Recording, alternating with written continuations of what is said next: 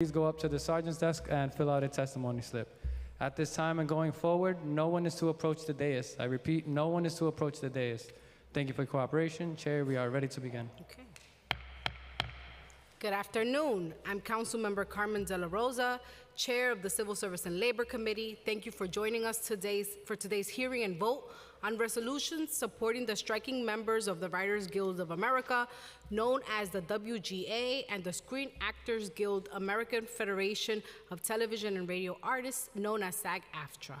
Today, we will be hearing public testimony from workers impacted by the ongoing labor dispute with the Alliance of Motion Picture and Television Producers. Following public testimony, the committee will hold a vote on the following resolutions.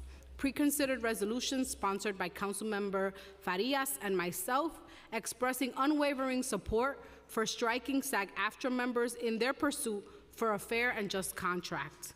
And Resolution 694A, sponsored by me, calling upon the Alliance of Motion Picture and Television Producers to engage in good faith negotiations that will result in a fair contract for all Writers Guild of America members.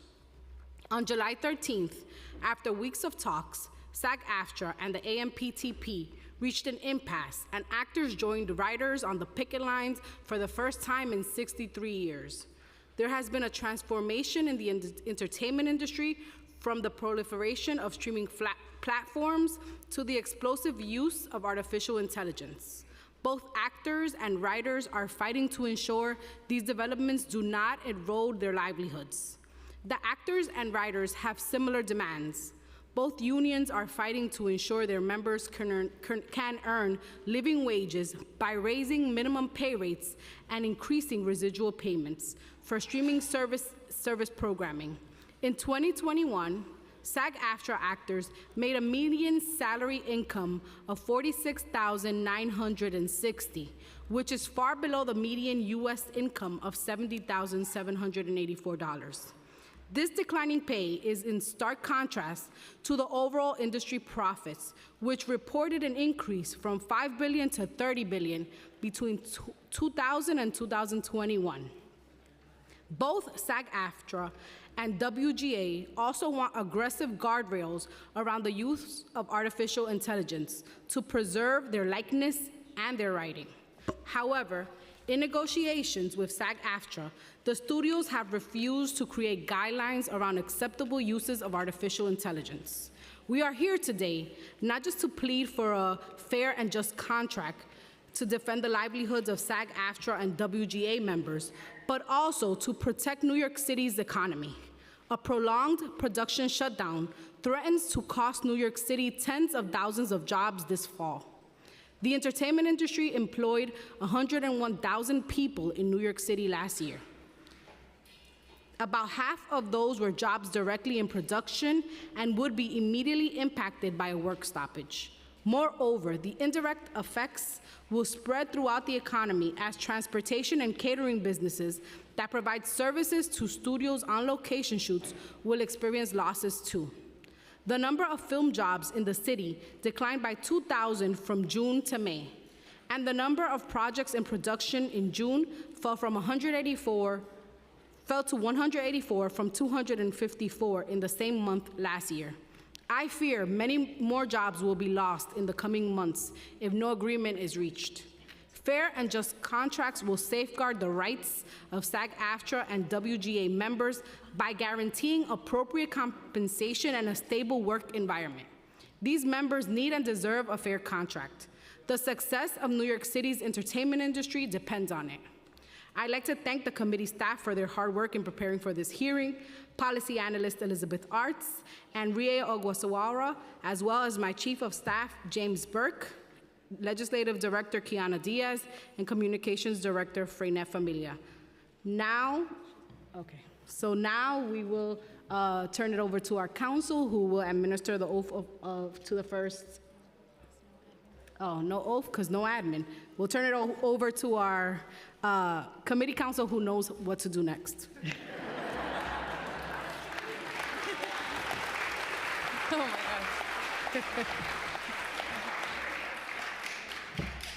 Hello. We will now turn to public testimony. We will be limiting public testimony today to 3 minutes each. For in-person panelists, please come up to the table once your name has been called. For virtual panelists, once your name is called, a member of our staff will unmute you, and the Sergeant-at-Arms will set the timer and give you the go-ahead to begin. Please wait for the sergeant to announce that you may begin before delivering your testimony. I will now call the first panel. Lowell Peterson, Erica Sala, Lisa Cullen, Vincent Alvarez, if you would please come up to testify. Yes.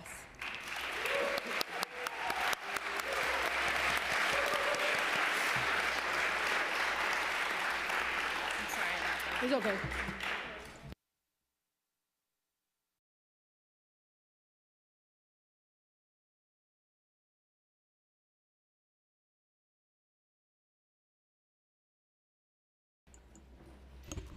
All right, you may begin when you're ready. Please identify yourself.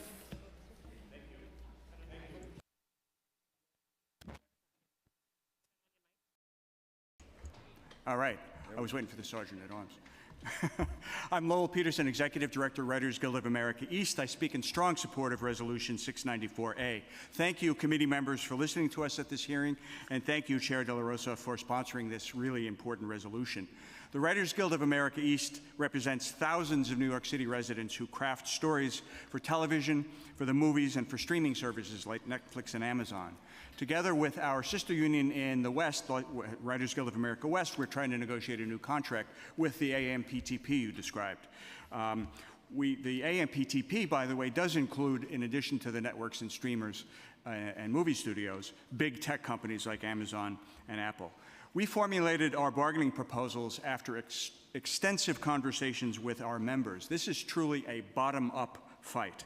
It's a fight about the fundamental challenges that writers face trying to sustain middle-class careers. I mentioned streaming services like Netflix. Listen, they all want to be streaming services. They've invested billions to become the new Netflix.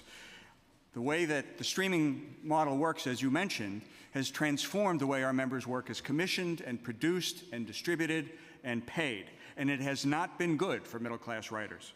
Seasons are shorter, periods of employment are shorter, gaps between gigs are longer, the companies are hiring fewer writers per show and allowing few opportunities to climb the career ladder. And residuals that you mentioned have shrunk.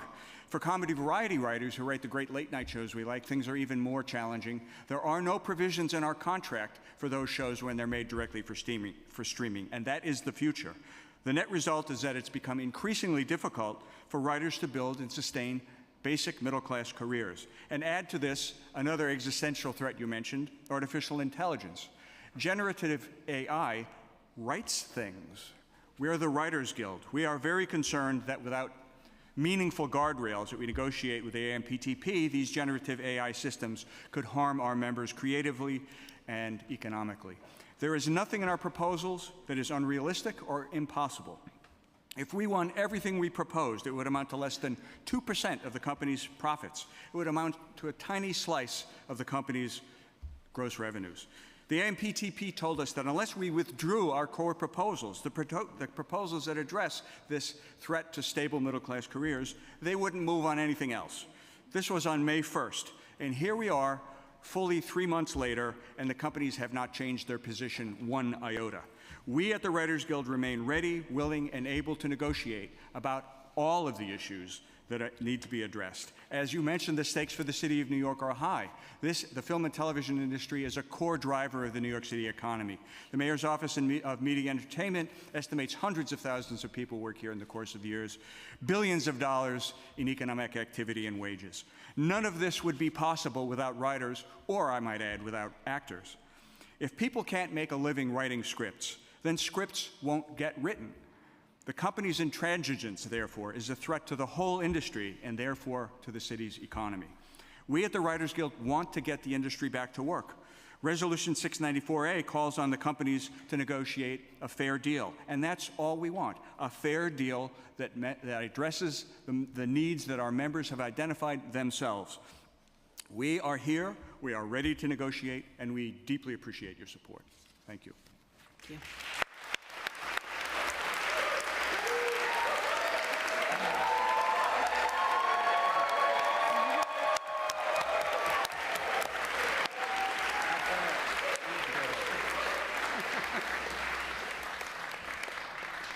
My name is Lisa Takeuchi-Cullen. I am a TV writer, and I am Vice President of the Writers Guild of America East. Today marks 3 months, or 14 weeks, or 90 days, since the start of our strike. For 3 months, our thousands of members have foregone an income to fight for what we deserve. For 14 weeks, our members have braved the heat and the humidity to walk the picket line on the streets of this city. For 90 days, guys, I have 3 minutes. For 90 days, we've lain awake at night, wondering if we'll ever get our beloved and hard-won careers back, if we will ever again get a paycheck for writing. And for all that time, the studios have not called us. For all that time, they have not once picked up the phone to invite us back to the bargaining table. Instead, they scold us. Bob Iger, CEO of Disney, said we were being unreasonable, that we didn't understand the business. They underestimate us. David Zaslav, CEO of Warner Brothers Discovery, said writers would return to our jobs out of a love of work. They threaten us. One studio executive told a trade publication that the end game was to keep us on strike until we lost our homes. Once we were homeless, then we'd return and take whatever contract they offered. And that's where they are wrong. I've talked to hundreds of our members. I see them out on the picket line every day, in the sun, in the rain, in the humidity, and our resolve has never been stronger. But we could use your help. Hollywood loves New York. They love to set their TV shows and their movies here, creating hundreds of thousands of jobs, from electricians to camera operators to the guy who makes the tuna sandwiches for Crafty. Resolutions like this send a strong message. Okay, so we have rules in the chamber. We don't clap in the chamber. We do this in solidarity with our hearing impaired neighbors. And if you don't agree with something or don't like it, you can do this. That's good. Thank you. Resolutions like this one send a strong message to studios that this city is on the side of the workers. And you, our elected leaders, demand that the big tech companies and Hollywood studios come back to the table and give us the contract we need and deserve. Thank you.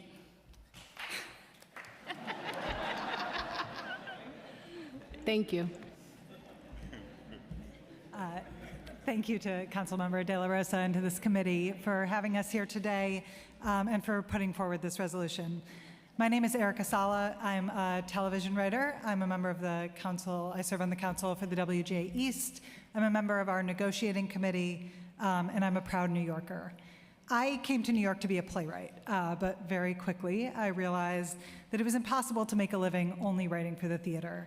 So like so many playwrights before me, I turned to TV. And at the time, I saw it as a way to do what I love, write drama, and to make a good enough living to live in the city that I love, New York. And it was. I joined this union that assures me a livable wage and provides my health care and a pension. But that was 10 years ago. And over the past 10 years, as the move to streaming has upended the way that television is written and produced and distributed, I've watched it get harder and harder for members of our union to sustain their careers, let alone a middle-class life. Because despite record profits, the studios continue to find more and more ways to pay us less and less. They squeeze countless free drafts out of screenwriters. They refuse minimum pay guarantees for our comedy and variety writers working in streaming. And they hire fewer TV writers for a fraction of the weeks that they used to. In short, we're being asked to do the same work that we have always done, but we're being forced to do it in less time, for less money, and with fewer of our fellow writers working alongside us. It's a familiar labor story, right? Large companies want to squeeze as much work as they can out of the smallest number of employees they can get away with. But that's what unions are for. We will not and we cannot let them do it. So this year, we went into our negotiations with the AMPTP armed with proposals to fix this, ways to guarantee our writers the same stability that they've enjoyed for decades before the move to streaming, and ways to protect the existence of our jobs in the face of changing technology. But the companies showed us that they were not interested in protecting their workforce. They flat out rejected our demand for a minimum staff size in television writers' rooms, and they refused to engage in any conversations about protections against AI. And in those refusals, they showed us their hand. They want to turn the career of writing into just another gig. They don't care if the product suffers or if it costs people their livelihoods. If it saves them money, they'll do it. And that's why 11,500 members of the Writers Guild of America's East and West have been on strike for the past 90 days. As Lisa mentioned, David Zaslav said that a love of work would bring us back, but he's wrong. A love of work is what's keeping us out on the picket lines because we do love our work and we want to be able to keep doing it. We're not just fighting for better wages. We are fighting for better wages, but we're also fighting for the very survival of our industry. We're fighting for our members' careers to continue to exist, to not be downsized until one or two overworked writers are struck trying to humanize some AI plagiarized script that the studios want to call art. We know we'll win this fight, but we also know that the longer the studios refuse to take our very reasonable demands seriously, the more our members suffer, as do the hundreds of thousands of other workers in our industry, as does this city's economy, all while the studios continue to brag to their shareholders about record profits. We all need the studios to come back to the table, and we thank you for urging them to do so.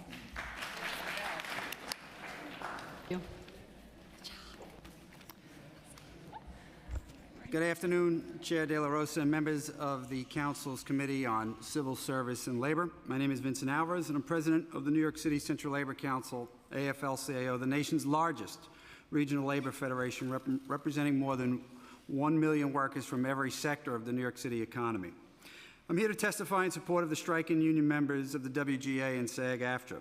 As you know, approximately 170,000 members of the WGA and SAG-AFTRA are on strike because the Alliance of Motion Picture and Television Producers has refused to negotiate in good faith and meet their demands. The AMPTP's refusal to negotiate a fair deal on key proposals, including wages, residuals, and the use of artificial intelligence, is particularly egregious when it has continued to amass close to $30 billion in profits every year since 2017. Currently, 87% of SAG-AFTRA members make less than approximately $26,000 a year. They need to qualify for health insurance. For Writers Guild of America members, close to half of their members are being paid the minimum rate, and writer pay has decreased by 23% over the last 10 years when inflation is factored in. Thus, many members from both unions are not making a living wage despite the enormous profits that the AMPTP is generating. While streaming has continued to increase in popularity, it has unfortunately led to a drastic decrease in pay for both actors and writers. Traditionally, if a show was syndicated or sold overseas, workers and actors were paid well, allowing them to be financially stable.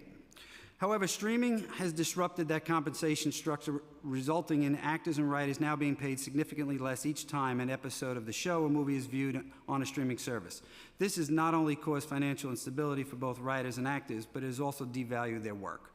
Rapid technological advancements in generative artificial intelligence and AI tools such as ChatGPT are quickly proving that they are existential threats to writers and actors. Writers have expressed credible concerns that producers will use AI to write scripts or complete screenplays. Actors have also highlighted concerns that AI would permit producers to use their likeness in perpetuity, avoiding the use of real live actors. The WGA and SAG-AFTRA have made reasonable recommendations to the AMPT regarding consent, compensation, and protections related to the use of AI, which have been rejected. We believe that demands put forward by both unions are not only reasonable, but achievable.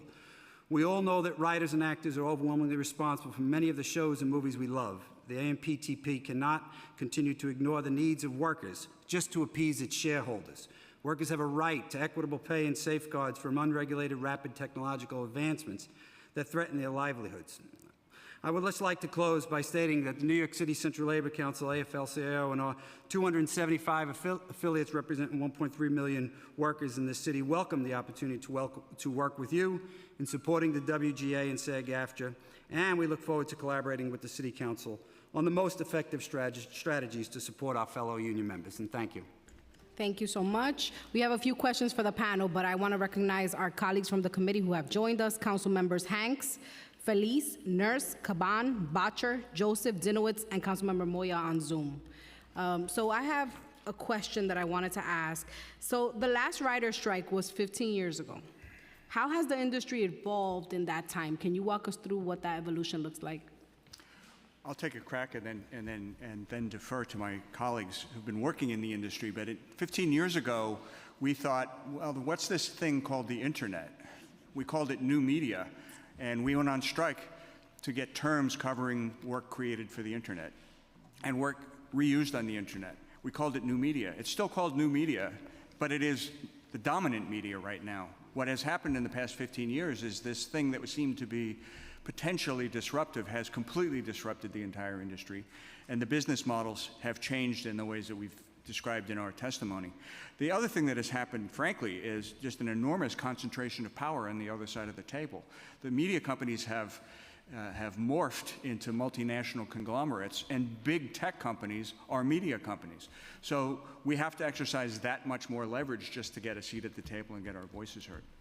I want to mention the decimation of residuals, because this is true for our actor colleagues as well. In that time, we have seen the checks that we used to receive for our work continuing in success, both as movies, perhaps shown overseas, or as broadcast television shows when they are shown on cable and other outlets. We would receive these checks that would help us to survive during the slow periods. And there are always slow periods because jobs like ours do not last. We do not get, and you elected folks would be well familiar with this, you have to win your job again and again and again, and that's how actors and writers work. So we would get these checks that would pay our rent, that would pay for our groceries in between those jobs. That has gone away. If you ask any of the people here, they will show you a check that they have received for 3 cents. For 2 cents. It is unbelievable that these companies will continue to even print and mail these checks for stamps that cost more than the check value itself to us. It is an insult, and it must be changed.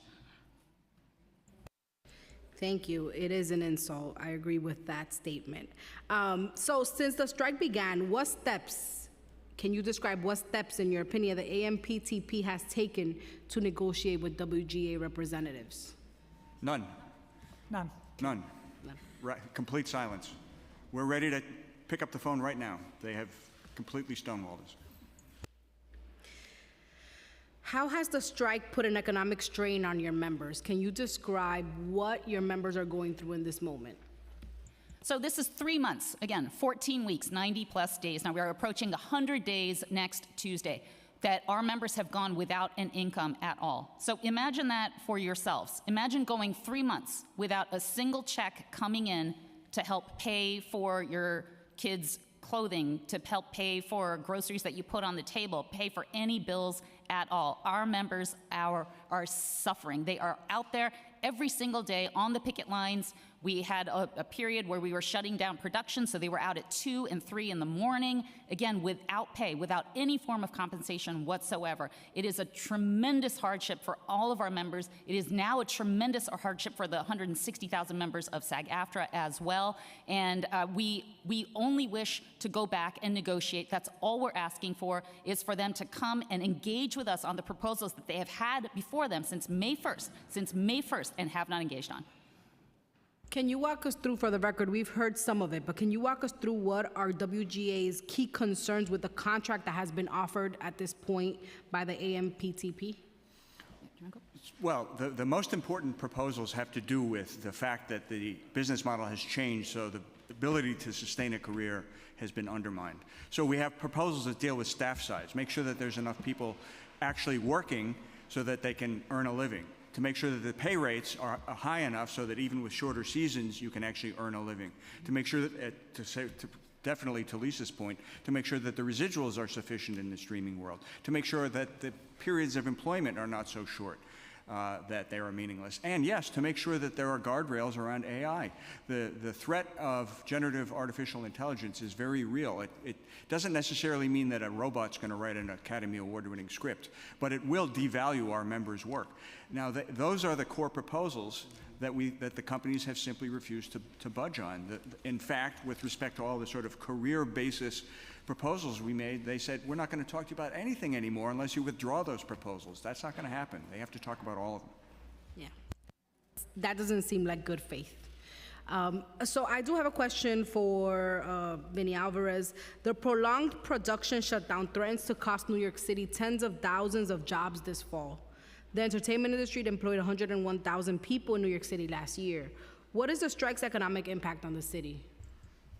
Well, look, I think when you look at economic impact, it's true. You can look at the statistics that you just pointed to and the loss of the jobs and the loss of economic impact. But I think you also have to look at what is the economic impact on these rioters and these actors if they don't take a principled stand to defend the jobs and defend the livelihoods as they know them. What happens when even more actors can't access affordable health insurance through their union? What happens and what's the economic impact if writers can't pay their rent due to a lack of work? What happens to our economy when these artists can't rely on the residuals that take them between jobs? And what happens to not only our city's economy and the entertainment sector, but other industries too, when artists and other workers are replaced by AI and thousands of workers are no longer needed? So I think we have to take the long view here as well when we're looking at this specific sectors, at these two sectors and these two strikes, and understand that there's an economic impact certainly with this strike, but that these issues that they extend just beyond these two disputes too. So, and I would approach it and ask you all to think about it from that perspective as well. Thank you. Colleagues, any questions? All right, well, thank you so much for coming out today and for your testimony. We look forward to passing these resolutions in support of your industry. Thank you. Thank you very much. Thank you. All right. We go.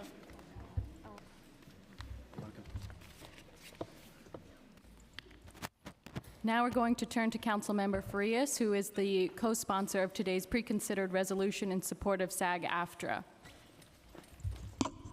Thank you so much, Committee Council, and thank you, Chair De La Rosa. I'm proud to see that the City Council continues to show unwavering support and solidarity for the union members of this city and across the country. Before I was elected as council member, I worked with the Consortium for Worker Education for 4 years, building career pipelines for low-income New Yorkers of all ages to have access to unionized jobs, because through that access, people were afforded living wages, healthcare, financial savings, pensions, and career advancement, all while building an advancing career. Right now, our country is witnessing the film and TV industry's first industry-wide shutdown in 63 years. This historic strike that is taking place all across our city highlights the important need for the industry giants to acknowledge the ways our society and economy have changed since the COVID-19 pandemic, and how their workers deserve to be safeguarded and applauded for their adaptability and commitment, not disregarded. We see the parent companies of these films and shows as consumers we all enjoy, making billions of dollars a year. But yet the faces and the writers of those productions we do not get to see are not even making a living wage. In the Bronx, I get to represent a production studio, York Studios, and as chair of the Committee on Economic Development, I've seen what economic drivers we can get from this industry to our cities. But it is nothing without all of the workers. We want a fair and protected, equitable workplace for everyone, and that is why Chair De La Rosa and my council colleagues and I have made it a priority to hear our 2 resolutions today. Thank you all for joining us, and I look forward to continuing to listening to testimony. Thank you.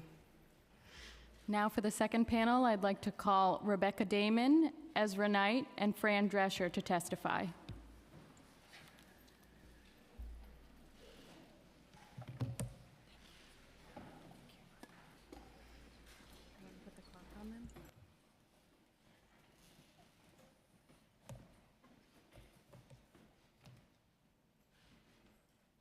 You may begin when ready.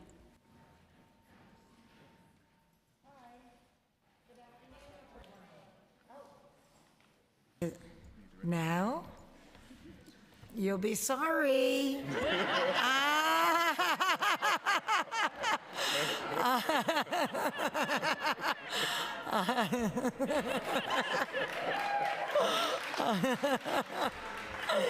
Okay. Well, hi, I'm Fran Drescher, and I'm the president of SAG-AFTRA, and I want to thank you all for allowing me this opportunity to speak to you today. As you can tell from my mellifluous accent, I am a New Yorker, born and raised. As a kid back in Flushing, Queens, I always dreamt of becoming a professional actor and becoming a member of the Screen Actors Guild, to be a part of the show business community and make a career out of my craft and my God-given talent was my ambition. But I never imagined that show business, which was so romanticized in the old movies of the 30s and 40s, would in 2023 become a soulless business of greed and disrespect for the performing artist. The AMPTP has so radically changed the business model that a new structure of the contract is demanded. We can no longer live on the old residual model, yet we were stonewalled when we said that we have to follow the money in the new model. How is anybody going to make their medical coverage when they are making 2/3 less residuals with this new business model? The answer is they can't. How are working people supposed to make a living on 2/3 less opportunities to make residuals? How can they think we can accept minimums, which is the equivalent of minimum wage out in the real world? How could they think that we're going to accept their final offer on minimums that in real money is less than 2020? And they want us to take that all the way to 2026? We must catch up with inflation. And where do they have the audacity to want a background performer to get paid for one day, get their likeness scanned, and then they own it in perpetuity? What is going to happen to that worker?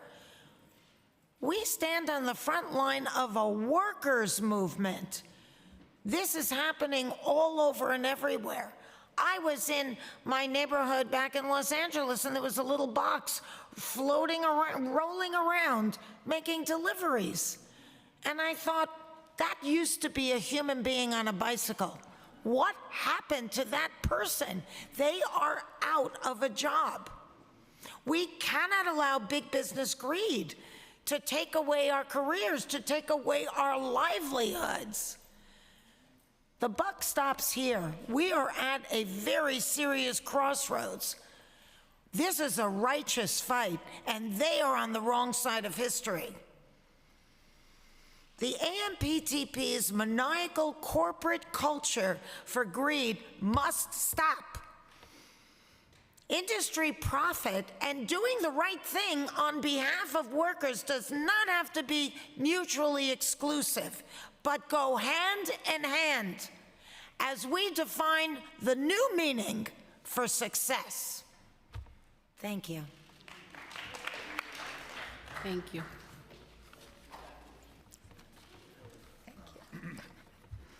Hi, what up? I'm on? Yeah. I'd like to thank the City Council and the committee for having us here. It's an honor. My name is Ezra Knight. I am a professional actor. New York City is my home. I'm a proud, long-time resident of Harlem. I've been able to raise 2 daughters in New York City working in this incredible profession that I love, thanks to good union jobs. I have had, and I am a proud union performer, and that is how I pay my bills. How I put bacon on the table, turkey bacon on the table. Be a little healthier here. And how I earn health coverage for my family and myself. It's how I earn a pension so I can save for retirement. And how I live a decent middle-class life in the Big Apple. But the possibility of making a good middle-class living as a journeyman actor in New York City is being snatched away by the greedy corporations who don't see actors as the assets that we are, because they can only see their bottom line. You hear a repeating theme here. Good union jobs treat workers with respect and see them as people with agency. The AMPTP doesn't want to talk to us about sharing the profits of streaming, or about putting real fences around the use of AI in order to allow performers to say how their likenesses will be used without diminishing the number of jobs available. The AMPTP corporations have no interest in showing their workers any respect.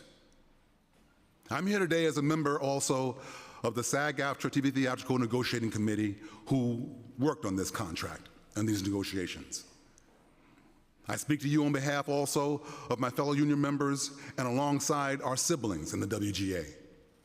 We are all in a righteous life or death fight for a fair contract, which at this moment is nothing less than an existential battle for our place in the future of this industry. We want the AMPTP to hear us loud and clear. Ours is part of an international struggle for fair compensation, of respect for labor. Our support comes from the audiences who are moved by the stories we tell, moved to tears, to laughter. We feel our art is important and a necessary element of a society's healthy existence. Our support comes from our fellow members. It comes from our sibling unions who've shown us incredible solidarity throughout these strikes. And it comes from you at City Hall. And this is why we will continue to fight the good fight. We will continue to make our voices heard loud and clear. We will not lose resolve, knowing, again, that we are on the right side of history. Thank you. Thank you. I can hear the applause behind me for these two speakers. Hi there, I'm Rebecca Damon. I'm the Executive Director of SAG-AFTRA New York for Labor Policy and International Affairs, and it is an honor and privilege to be here today with this historic, and we like the word historic in SAG-AFTRA, this historic first-time female majority-led council. It is, yeah, that people can't help the woo on that one. Being here today with the Committee on Civil Service and Labor, with council members Carmen, Amanda, and all of you, it is like, for me, coming home. This council has stood up for the workers in New York City time and time again, and never more so than today and in this hot labor summer that we're all having. I want to thank you for this resolution expressing the unwavering support in our pursuit for a fair and just contract. We are grateful to this body because it has been a supporter of these good union jobs created by the robust film, television, and streaming production sector. And I appreciate the opportunity to give folks in this room and across the city some context on what that looks like. SAG-AFTRA's TV theatrical streaming contracts cover over 200,000 jobs a year for New York performers. That work translates in approximately $500 million a year in covered earnings for New York performers and makes New York City the second largest global production hub for SAG-AFTRA covered entertainment after Los Angeles. A recent study conducted by the Mayor's Office of Media and Entertainment found that the entire film and television industry in New York City is responsible for over $18 billion a year in total wages and over $80 billion in total economic output for the city. New York is also home to the two main exchanges where these two media conglomerates are traded. Stocks that in aggregate reflect a total market capitalization over $600 billion. So these studio segments of these media conglomerates are booking annual revenues of over $120 billion as they generate work using our members and the members of the WGA's work and netting profits of over $12 billion a year. These are really fantastic numbers, and I'm so grateful to see them, but you would think that that wave of success could be shared by the workers in these industries. The AMPTP corporations have changed course without bringing their workers along for the ride. The migration to the streaming business model, coupled with the effects of inflation, have eroded the real value of wages under these contracts. The fight for a fair contract is a fight for a living wage, but it is also the fight for agency. With the development of AI, the producers want to be able to use our members' likeness however and wherever they want. As President Drescher said, to be paid for that day of work and then be out of work for a background performer or a day player, that is the loss of being able to do what you have spent your whole life training for. Without that additional pay, without the uncertainty of meaningful consent, we find it unacceptable. We cannot stand by while the corporations use these insidious practices to enrich themselves without regard for the effects on the workers whose faces and voices they want to steal. We know that this body understands the contribution of our 36,000 New York members and our 160,000 members across this nation and around the world.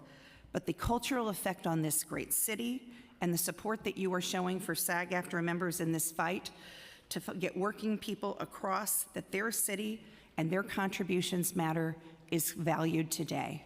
And on behalf of SAG-AFTRA, we thank you. Thank you. Thank you so much for your testimony. We do have some questions. I'll start off by asking, in 2021, SAG-AFTRA actors made a median salary income of $46,960, which is far below the median U.S. median income. A lot of people were shocked by that number. What retirement plans are available for those actors? What retirement benefits is SAG-AFTRA fighting for? And can we talk a little bit about, people usually think actors, A-list actors, they're making millions and millions of dollars. Can you talk about those workers that are directly living in this reality? Here we go. I just want to say that when we look at an average salary, that's incorporating a lot of very high salaries that are in the 1 percentile.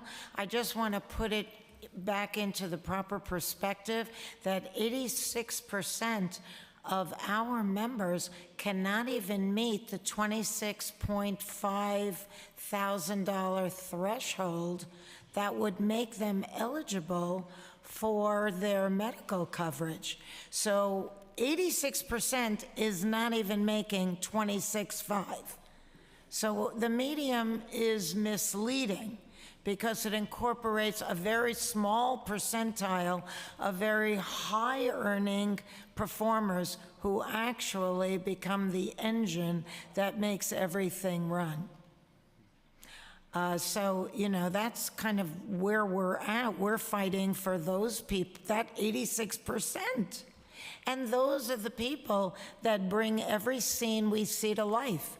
Every piece of entertainment that we see on the big screen or on the television screen maybe has one star in it, and then everybody else is virtually unknown. But they are the edges of life. We are the foundation of this industry. We are the center of the wheel. They cannot do it without us. And the mentality to think that they have to step on us, screw us, compromise us, instead of respect us, honor us, and say, thank you, we're in it together, shows a kind of leadership that is no longer acceptable in this moment. Thank you so much for those comments. It also speaks to income inequality and why that gap continues to widen in our city. We know that the cost of living in our city is sky high, and we know that communities are being priced out. I want to talk a little bit to AMPTP's rejection of SAG-AFTRA's proposal to implement guidelines around the use of artificial intelligence. We heard a little bit about it in your testimonies, but why are those safeguards around AI so crucial in this fight for your members? I'd say it's an existential reality. We are aware that AI is something that's been created. We're not denying that fact. We're not eliminating AI. It's not the goal.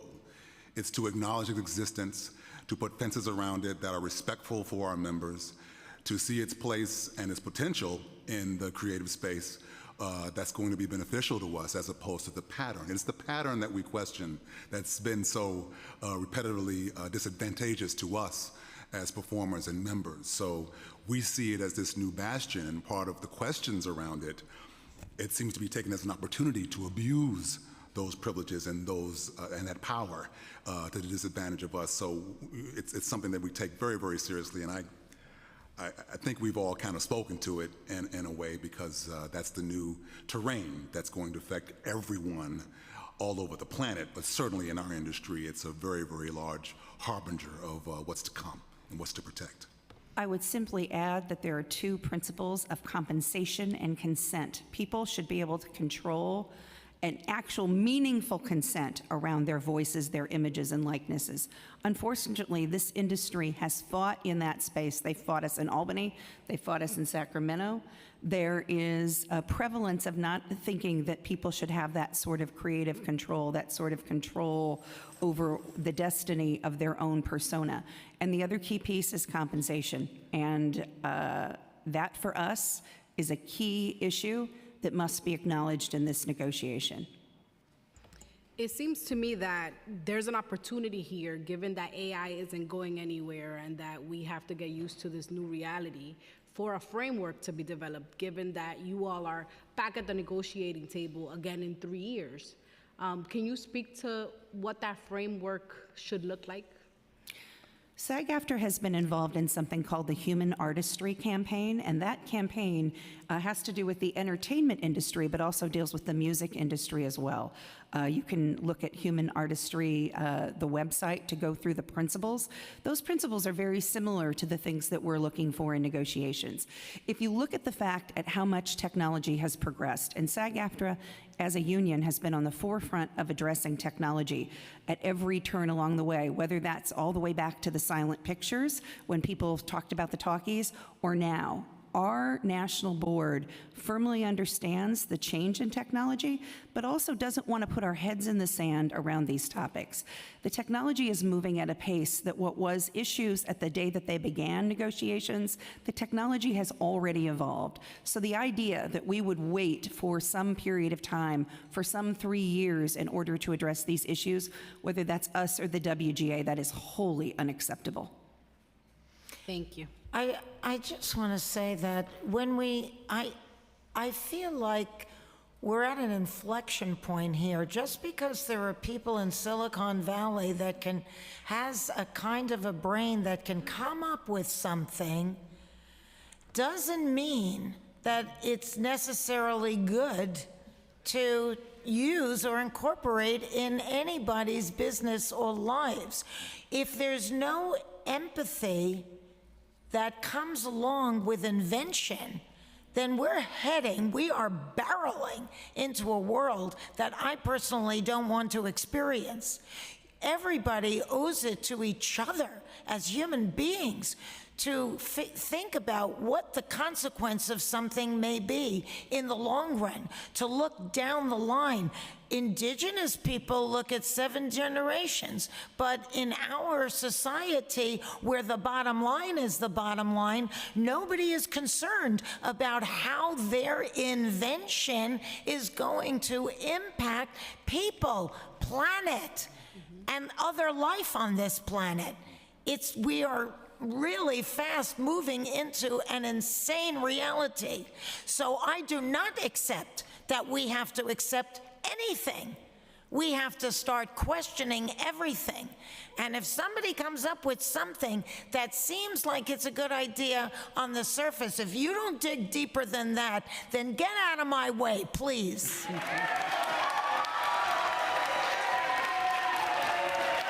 Thank you.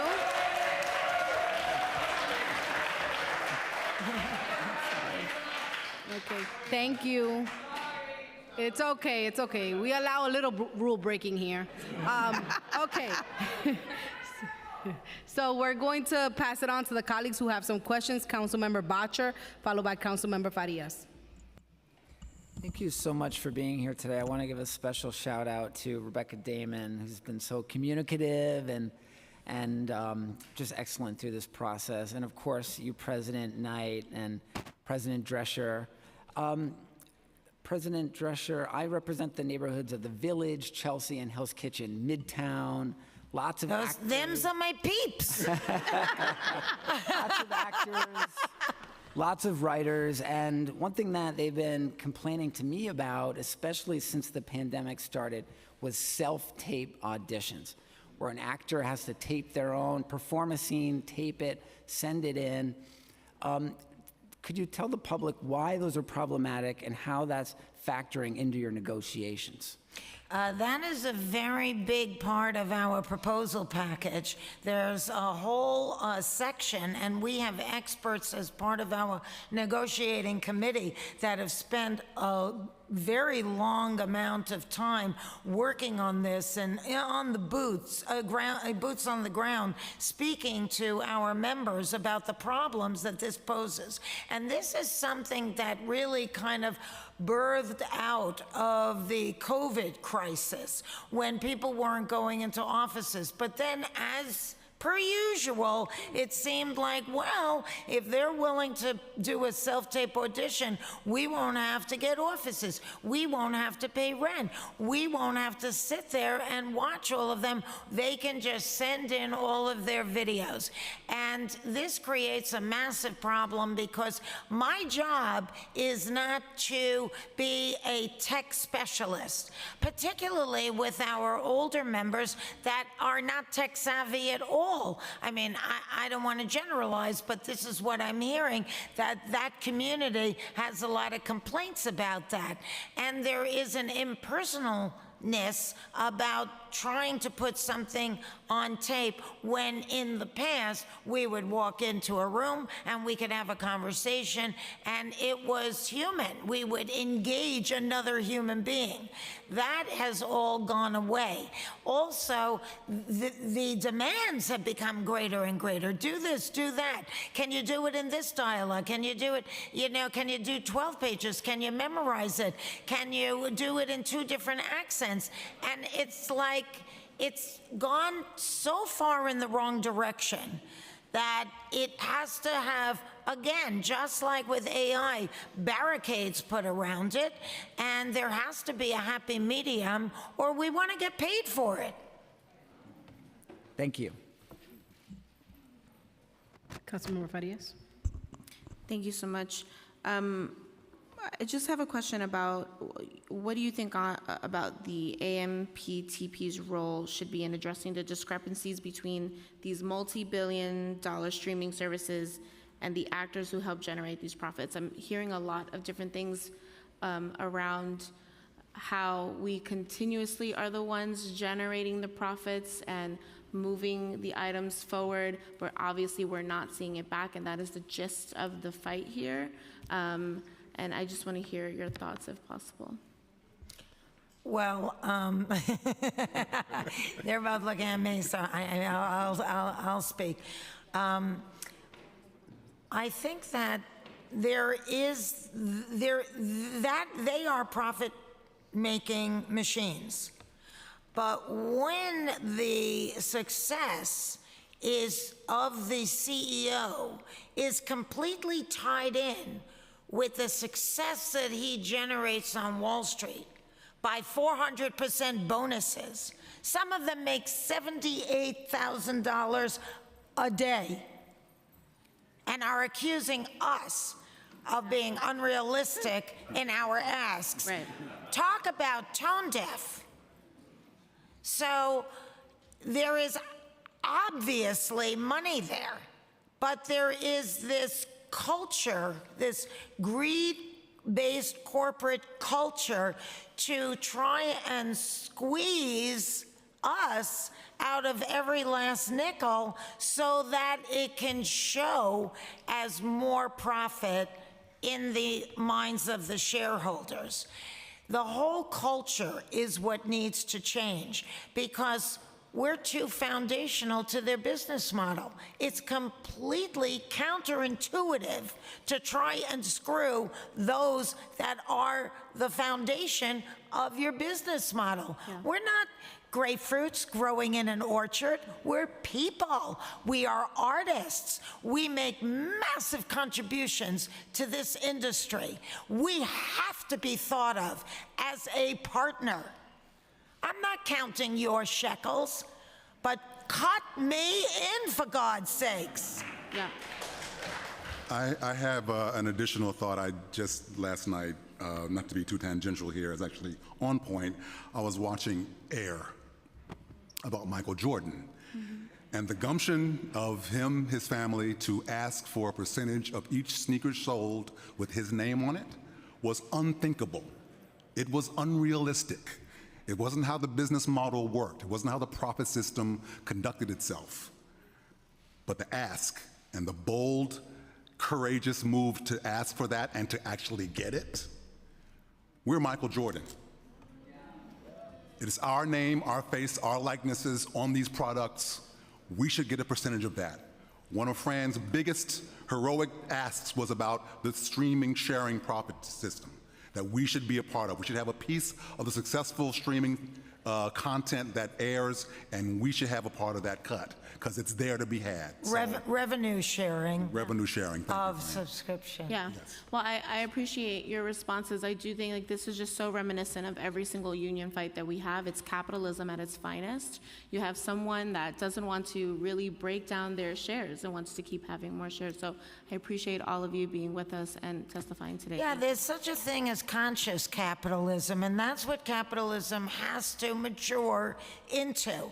Otherwise, it's going to self-destruct because it's unsustainable the way it is now. 100%. Thank you so much.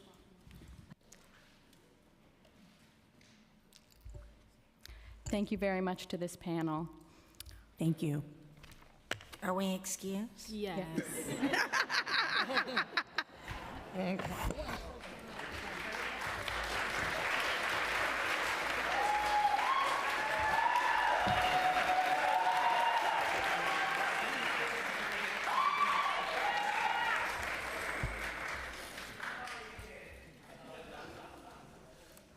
We are going to pause here and prepare for a vote on the two resolutions before continuing with public testimony. I'm going to turn to the chair for her thoughts, and then we'll transition to the vote. Thank you. We want to thank the WGA and SAG-AFTRA members for their valuable testimony today. Striking writers and actors are not just fighting for their own livelihoods, as you heard today, but against the displacement of workers in their fields. Countless workers, from warehouse employees to retail cashiers to computer coders, fear that their jobs will become obsolete due to the development of artificial intelligence. It is incumbent upon government to regulate the extent at which automation and artificial intelligence displace human labor. Today, the City Council stands with the WGA and SAG-AFTRA by uplifting their campaign to protect workers. I proudly support today's resolutions, and I will turn to the clerk to call the roll. Good afternoon. William Martin, Committee Clerk. Roll call vote, Committee on Civil Service and Labor. Both items are coupled. Chair De La Rosa. Aye. Moya.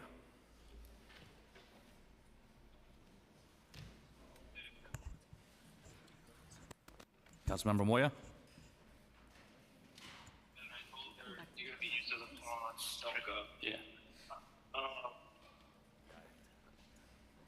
Yeah, if you send me those things, I'll get it over. Councilmember Moya, we will come back. Thank you. Dinowitz. Sorry.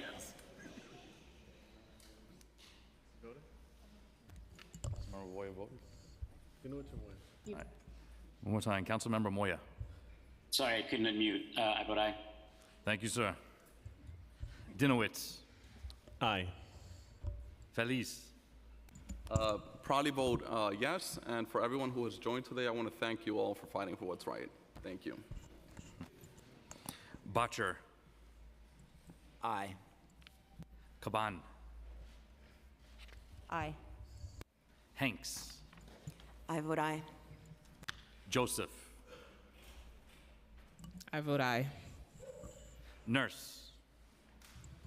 I vote aye, and congratulations. With a vote of 9 in the affirmative, 0 in the negative, and no abstentions, both resolutions have been adopted by the committee. Y'all could clap. Y'all could clap.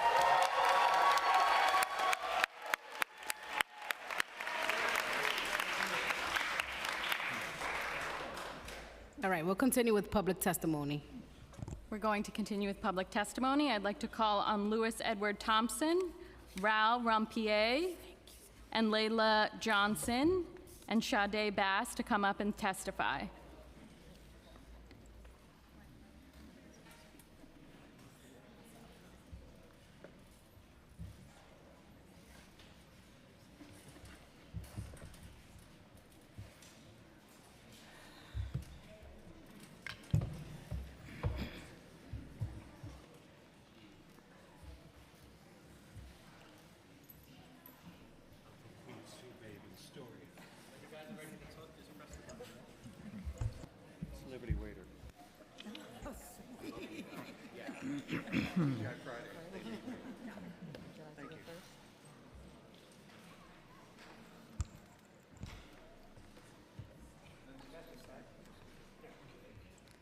You may begin when the sergeant starts your clock.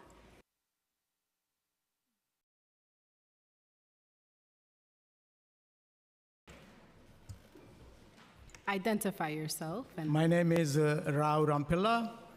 I'm a member of SAG-AFTRA. I'm a full-time actor, working actor.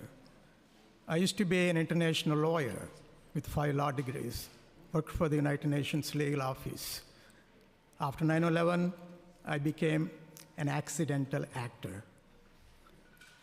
But because of the fight they fought in the 60s, I was one of the beneficiaries. So now comes the turning point. We all suffered a lot during the pandemic. Residuals were almost nothing. They were getting some, but not like it used to be. Now comes the AI and other things like they spoke earlier. The reason I'm saying is I just want to tell my personal story. To me,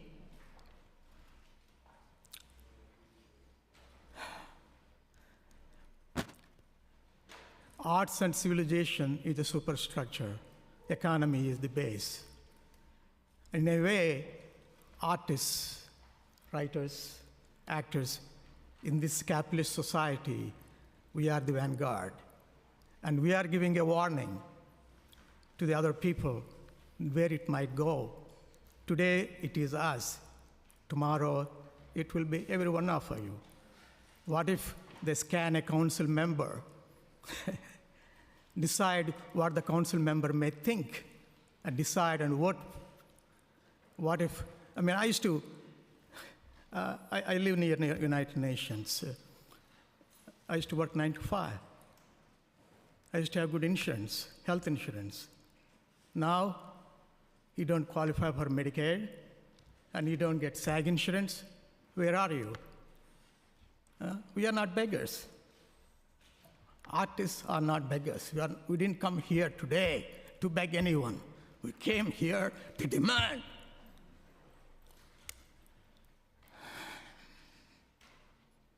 So, what is profit? Profit is surplus labor. It's not somebody's money. It's the labor accumulated by stealing from people like us. And there is there's nothing in the Constitution says this is a capitalist society. So but it's been evolving. I'm not here to talk about it, but this is what is going on, like our leader said, it's going to affect everyone. We are the beginning. So we are giving a warning as a vanguard. Common people, working people, picking up a garbage may not be able to think, but we are there in their shoes now. Thank you. Thank you. Hello, I'm Bethany Layla Johnson. I am a proud SAG-AFTRA member. I'm also a former council liaison. For 14 years, my mother was the city councilwoman for the city of East Orange, and I'd just like to take a moment. Lieutenant Governor of New Jersey, Sheila Oliver, she ran her office, so I know where many of you sit. I live in Soho. I have been fighting to keep my apartment. It is a joint living work quarters for artists. I am one but 3 artists in a 13-unit apartment building, yet they hold JLWQA status. This is something the City Council needs to look at, because many of us sitting in this room today qualify for that housing, yet it has been absconded, not only by millionaires, but by the many corporate giants who would like to scan us and take our image, reuse it countless times. This is something that this council can pass up and act on actively. I've reached out to the Public Advocate's Office and assisting and helping me keep my home and keep an income while we fight this fight. I'm on the picket lines every day and I hear various stories. And while we discuss AI, let it be known that we have been living and working with green screens since as far back as Forrest Gump. We know it has a place in this industry. But for us to be recycled and reused for nothing, for one day's pay, is unconscionable when we bring over $500 billion to the United States economy alone. We create worlds for people. The epic shows such as Blue Bloods, Law and Order, and New York Undercover that created the economy or the boost to the entertainment economy in New York City should never be overlooked. Not the people, not the guest players, not the day players, and what we would call background or extras. We all create that world happily, proudly. There is not one of us sitting here that does not want to be working right now. There is not one of us that would say that we would rather be in 90-degree heat rather than being 90-degree heat on a set. But also, while we are negotiating it, it is AI, it is healthcare. I have been on sets where there is no requirement for someone like me to have to be in an intimate scene to be protected. There are children on set that need to be protected, and all of this is being negotiated by our negotiating team.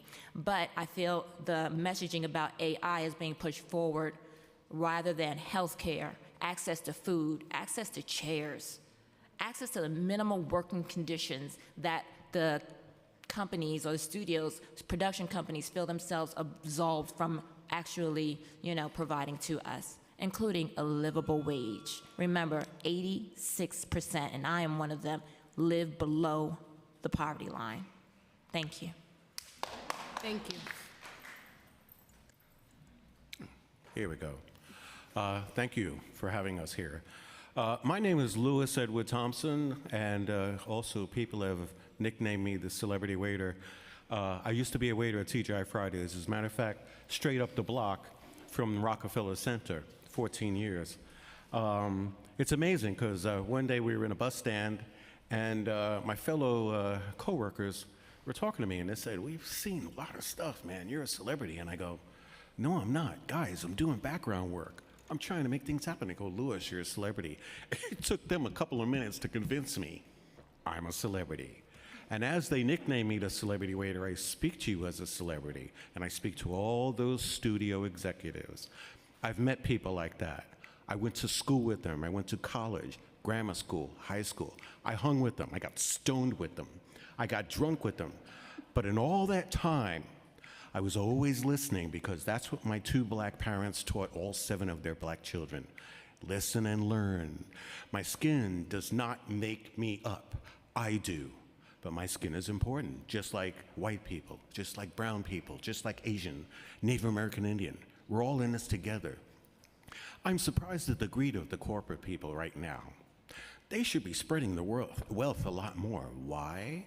Because with AI done, and we saw this as children, when we read comic books, when we saw science fiction, when we spoke among ourselves, we knew this was coming. Apparently, a lot of people did not. Well, it's here. It's the 21st century, and now it's here. And we better watch out. They particularly better watch out. And why? Because it doesn't matter. AI is a damn good thing. It's a good tool, but it can also be used for evil. I've seen it. I've seen the geniuses out there. They know what they're doing, but they're also good people who are geniuses and know what they're doing. So I have a warning for the studios and all those rich people out there that think that they have so much. I also work on the elections too, so I'm getting my hands on just about everything. I have a warning for all of them. They may think that they're in charge, but they're not. They're going to lose all of their money one day because it's very possible to take it away from them. I've seen it. I worked on Wall Street also as a securities clerk and a foot messenger, and I've hung with a lot of people and partied with a lot of people. This is my warning to them. I thank God for this and Fran and everybody here, but my warning to them is, and if you'll excuse me, karma's a bitch. What goes around comes around, and when it comes for them, it's not going to be very good because they won't know how to handle it. I've also worked on yachts. They're nice, it was fun, but I don't want to own one. All I want to do is pay my bills, make a lot of money, be happy like everybody else here, and get the speaking parts. I want the speaking parts. I need them. Thank you very much. Thank you for your testimony. Thank you. May I just add, there's one line that stuck in my head. Go ahead. It was written by a writer on a television show called Network before I was born, 1976. I'm mad as hell, and I'm not going to take it anymore. Thank you.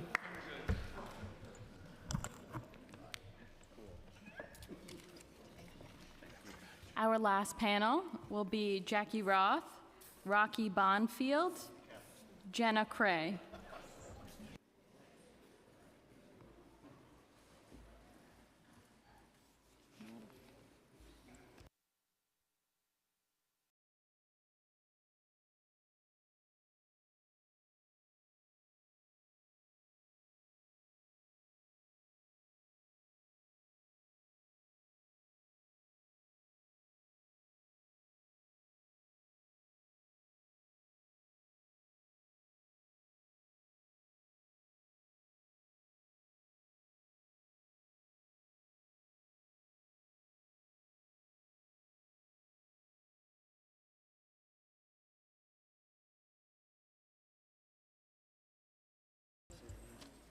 Hi, we'll call the names again. Jenna Cray, Jackie Roth, Rocky Bonfield.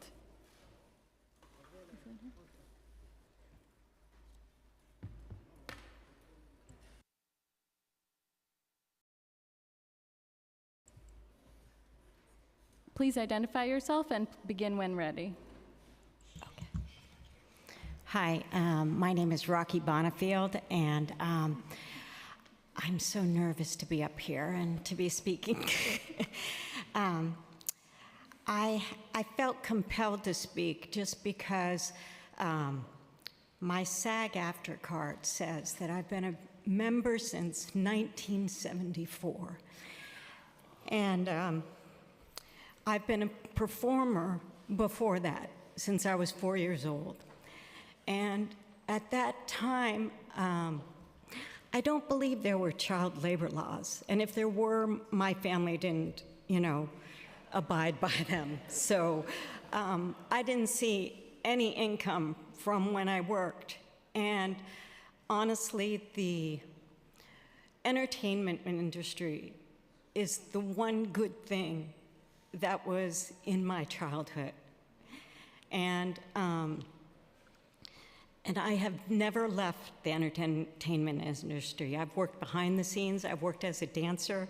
I've done stunts. I have a degree, a master's degree in theater.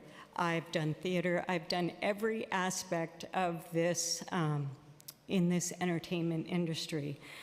And at one point, I don't know if people remember this, but SAG-AFTRA, they were two different entities. So I belong to SAG-AFTRA, I belong to AGVA, I belong to Equity. So, and you had to reach that minimum that they're talking about in each one of those things. But I would go from Equity to AFTRA to SAG. And so there was no way I could ever meet, the bar would keep getting raised. and I could never meet it. And at some point, it gets very discouraging. And when I was very young, I was in a movie, Walt Disney. Disney seems to be a theme here. But I was in a Disney movie called Pete's Dragon, and I was one of Pete's friends. They have a schoolyard, they have, and I danced, and I was in a harness on the top of a sail, which is now considered stunts.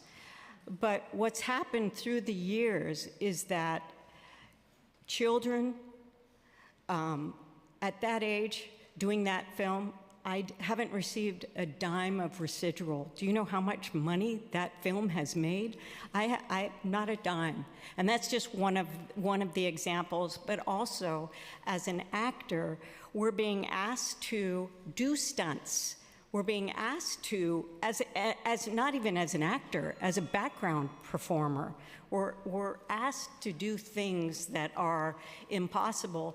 And because of how I was raised, I will do whatever you ask me to, for free. And this is why this needs to be addressed now. Thank you. Thank you so much for sharing. Hi, everyone. Can you hear me now? Hi, everyone. My name's Jenna Cray. I have been a member of SAG since 2021. Started out as a background actor, and I've worked on 3 HBO shows now, NBC, Showtime, and it's been a great come up during a weird time. And I was in my first Netflix film. It was very meaningful to me, based on my favorite book. We filmed a few streets over from where we are today on Broadway. It was the day after my birthday. What a dream come true, right? It was also a tough day because the book is about being a survivor of sexual assault, and as a survivor myself, it's emotional to do roles like that and share in that part of your artistry, that part of yourself. I also found out on my way to the job that my grandmother had passed away. I knew that I would likely be replaced or the part would be cut from the movie, so I made the uncomfortable choice to work that day. It was pretty unbearable. The movie came out. The movie was in the #1 spot for quite some time. There was a posting that had been watched for over 43 million hours in the first week, just the first week. So it's about a 2-hour movie, so over 2.2 million people had seen this. And these are the kind of numbers that we never see. That's the crazy part about a lot of this, is we don't even understand the scope of which we're being perceived. They don't even want us to know those numbers, because then we'd know how much we're really getting screwed. So I saw that number, and I broke it down, and I was like, dang, like this residual, it might be okay. I got it. It was late, also, summed up to about $200. And that's probably the biggest one I'm gonna see. I mean, $200 to work on the day my grandmother died. And I just wonder how much they made that day. Also, the crazy thing about that is I started as a background actor, and if they had the money to turn me into an AI, which I don't think anyone even really wants, like there's nobody who's like, hey, like Bob Iger, like can you make actors like a little bit more like robotic and like weird, like that's what we really want. Like no one's even asking for that. So like what a weird idea in the first place. Sorry. But if that had been the case and they took my image, like okay, how do I move up from that point?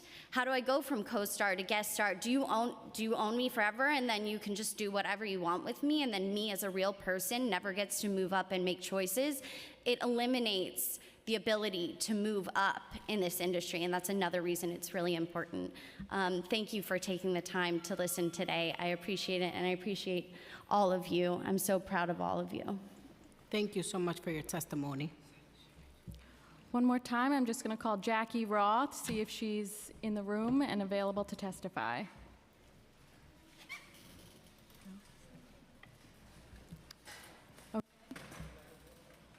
Okay, Chair De La Rosa is going to give her concluding thoughts. Well, I want to thank you all for coming out today, to my colleagues for standing in solidarity. We are here because this council understands the value of the work that you bring to our city. We value the work of the Writers Guild of America and your members. We value the work of SAG-AFTRA and your members, and we stand as a council prepared to pass this resolution this week in support of a thriving New York City and a thriving workforce. So thank you so much for being here, and we look forward to celebrating your victory pretty soon. Thank you.